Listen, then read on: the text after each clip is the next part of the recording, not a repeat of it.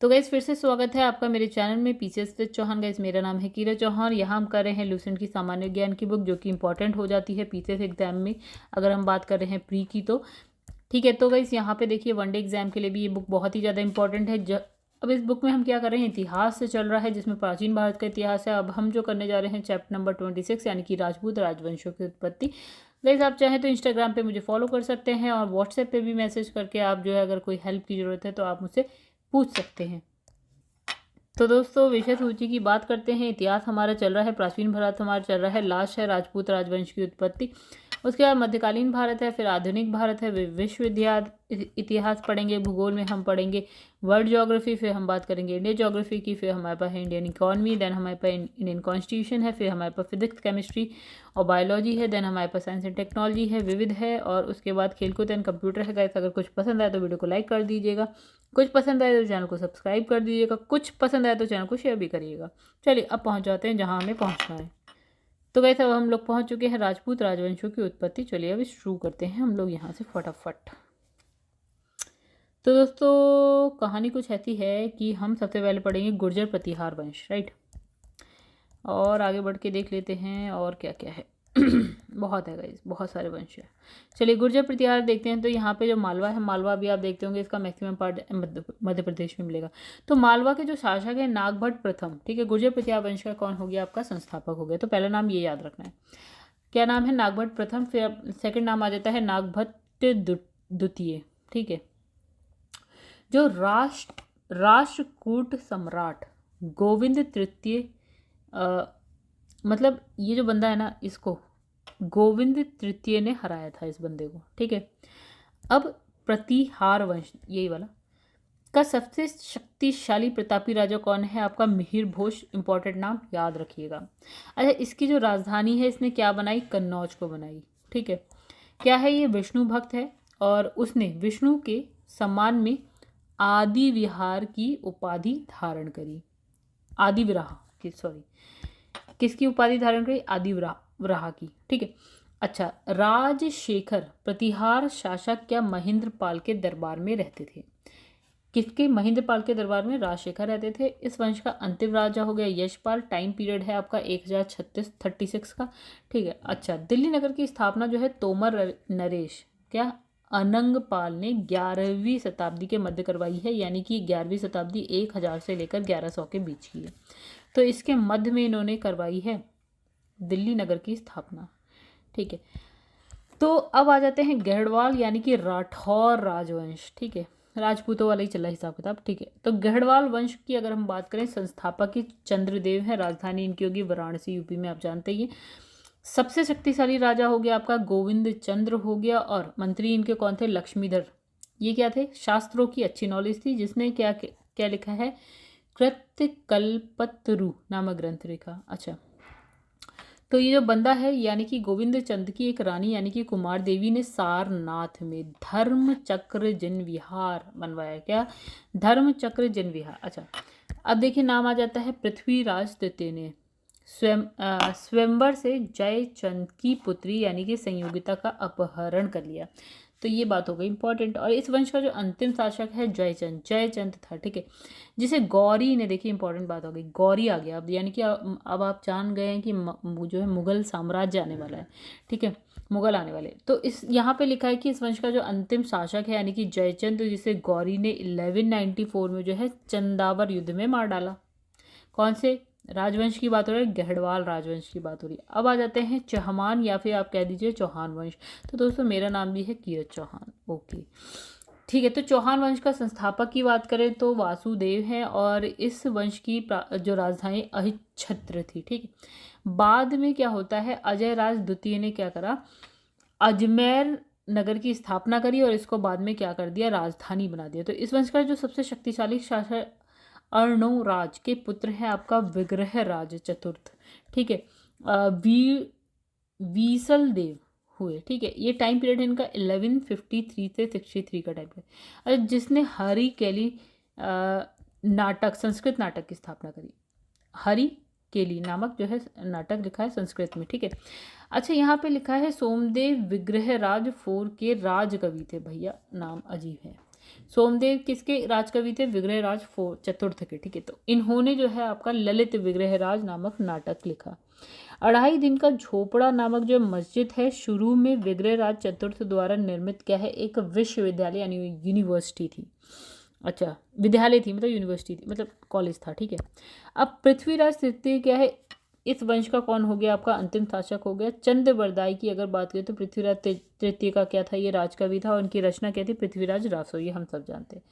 फिर है आपका है रणथंभौर के जैन मंदिर का जो है शिखर, पृथ्वीराज तृतीय ने ही बनवाया था। अब बात करेंगे तराई का प्रथम युद्ध यानी कि 1191 की बात करें तो यहाँ पे जो है युद्ध होता है पृथ्वीराज तृतीय और गौरी के बीच, और इसमें हारता कौन है? गौरी हार जाता है। फिर आता है तराई का द्वितीय युद्ध 1192 यानी अगले ही साल हो जाता है। फिर ये क्या है? गौरी और पृथ्वीराज तृतीय के बीच होता है और जीतता कौन है? गौरी। पहले वाले में गौरी हारता है, दूसरे वाले में गौरी जीत जाता है।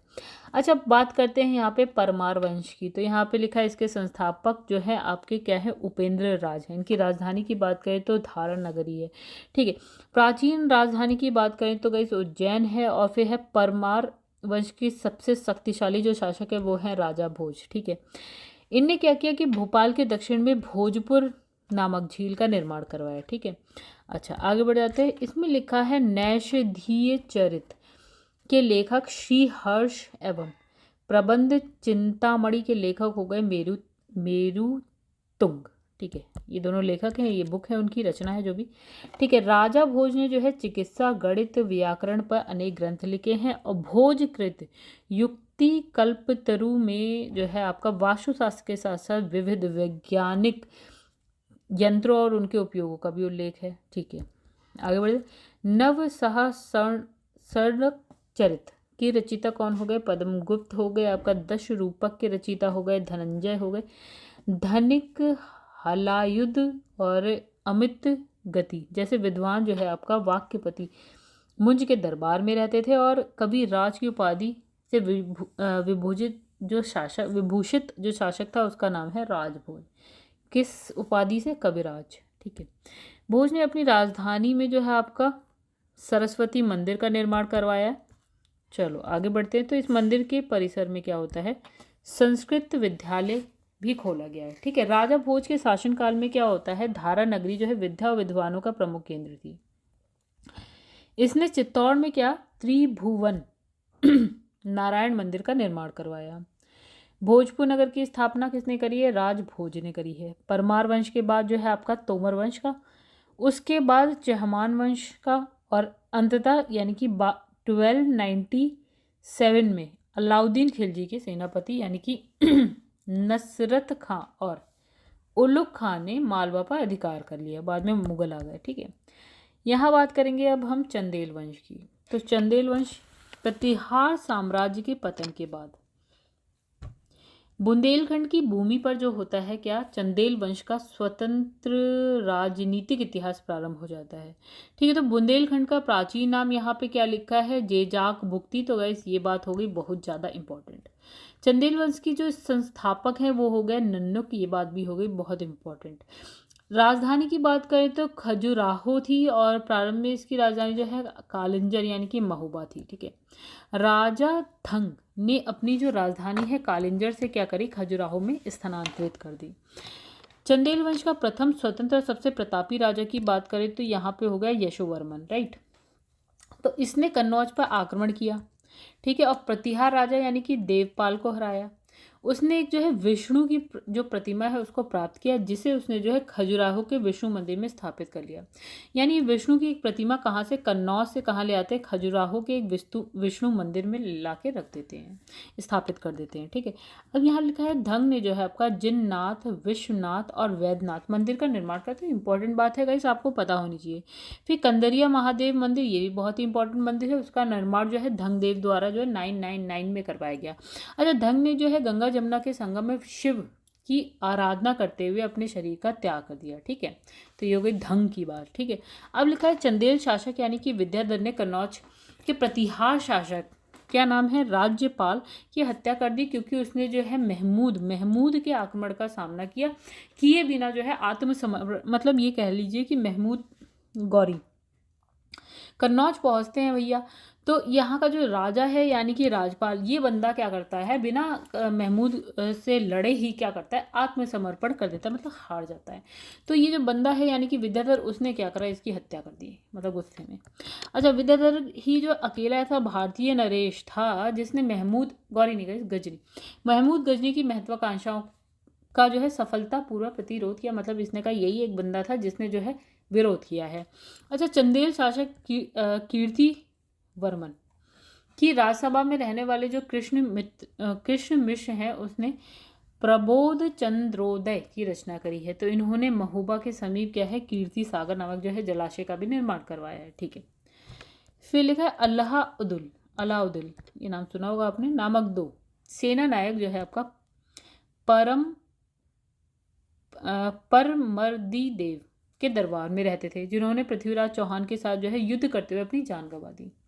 मतलब पृथ्वीराज चौहान की साइड से ही लड़ रहे थे अलाउद्दीन, और इनकी जान गंवा दी, मतलब जान चली गई।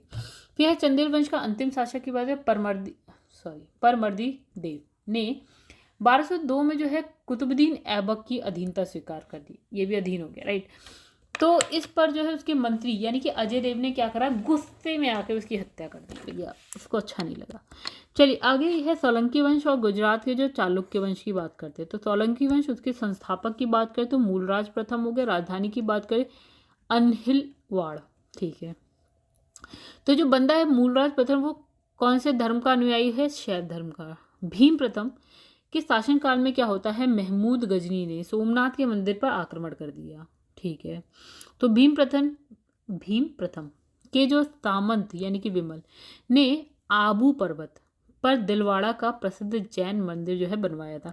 तो वैसे ये सारी बात इंपॉर्टेंट है। सोलंकी वंश का प्रथम जो शक्तिशाली शासक है तो जयसिंह सिद्धराज है, ठीक है। तो प्रसिद्ध जैन विद्वान यानी कि हेमचंद्र जो है जयसिंह सिद्धराज के दरबार में ही रहते थे। माउंट आबू पर्वत यानी कि कहाँ पे है, इस राजस्थान है, उस पर जो है आपका मंडप बनाकर जयसिंह सिद्धराज ने क्या कहा, अपने 7 पूर्वजों की गजारोही मूर्तियों की स्थापना कराई। फिर है मोढेरा के सूर्य मंदिर, इंपॉर्टेंट हो गया, ठीक है। निर्माण जो है सोलंकी राजवंश के जो शासनकाल में ही हुआ है। तो सिद्धपुर में जो है आपका रुद्र महाकाल के मंदिर का निर्माण जयसिंह सिद्धराज ने करवाया है। तो मंदिर जितने भी हैं ये यहाँ पे आ रहे हैं वो सब इंपॉर्टेंट। सोलंकी शासक यानी कि कुमारपाल जैन धर्म को मानने वाला हो गया और जैन धर्म के अंतिम राजकीय प्रवर्तक के रूप में प्रसिद्ध है ये। अंतिम शासक कौन है आपका सोलंकी वंश का, गाइस यहाँ लिखा है भीम द्वितीय। तो इसने जो इसका एक सामंत है क्या, लवण प्रसाद ने क्या करा, गुजरात में बघेल वंश की स्थापना करी और इसका बघेल वंश का कर्ण द्वितीय गुजरात का अंतिम हिंदू शासक था जिसने अलाउद्दीन खिलजी की सेना का मुकाबला किया है, ठीक है। तो ये हो गई कहानी कुछ। इसके बाद गाइस अभी तो बहुत कुछ, अब यहाँ पे है कलचुरी चेदी राजवंश, ठीक है। संस्थापक कोक्कल, ठीक है। राजधानी त्रिपुरी। अच्छा, कलचुरी वंश का जो सबसे शक्तिशाली शासक है वो है गांगेय देव, इंपॉर्टेंट, ठीक है। इसने उपाधि जो धारण करी है वो है विक्रमादित्य की। पूर्व मध्यकाल में स्वर्ण सिक्कों के विलुप्त हो जाने के पश्चात इन्होंने सबसे पहले इसे प्रारंभ किया, यानी कि स्वर्ण सिक्कों को, मतलब जब विलुप्त हो गए थे उसके बाद जो सबसे पहले स्टार्ट किया वो यही बंदा है गांगेय देव कलचुरी राजवंश है। अच्छा, कलचुरी वंश का जो सबसे महान शासक कर्णदेव हो गया जिसने कलिंग, इंपॉर्टेंट बात हो गई, कलिंग पर विजय प्राप्त करी, त्रिकलिंगाधिपति की उपाधि धारण करी। प्रसिद्ध कवि यानी कि राजशेखर कलचुरी के दरबार में ही रहते थे। अच्छा, आगे आ गया सिसोदिया वंश, राइट। तो सिसोदिया वंश जो है आपका, उसके शासक अपने आप को सूर्यवंशी कहते थे, ठीक है। मेवाड़ पर शासन करते थे। मेवाड़ की राजधानी यानी कि चित्तौड़ थी, ठीक है। अब अपनी विजय के उपलक्ष्य में क्या है, विजय स्तंभ का निर्माण जो है राणा कुंभा ने कहाँ पे करवाया था, चित्तौड़ में करवाया था। फिर एक युद्ध होता है खतौली का युद्ध, राणा सांगा इब्राहिम लोदी के बीच में होता है। कब होता है, 1518 में होता है। तो गैस इतनी सी बात है, ये बात हो गई ख़त्म। अगर आपको वीडियो पसंद है तो लाइक कर दीजिए, चैनल को सब्सक्राइब कर दीजिए। अगर आपको वीडियो पसंद आए तो शेयर भी करिएगा। अब जो नेक्स्ट वीडियो में हम पढ़ेंगे मध्यकालीन भारत, और इसमें जो सबसे पहला पार्ट है वो है भारत पर अरबों का आक्रमण, फिर है महमूद गजनबी, ये सब पढ़ेंगे, बहुत ही इंटरेस्टिंग है। चलिए यहाँ पे इस वीडियो को एंड करते हैं और मिलेंगे आपसे नेक्स्ट वीडियो में।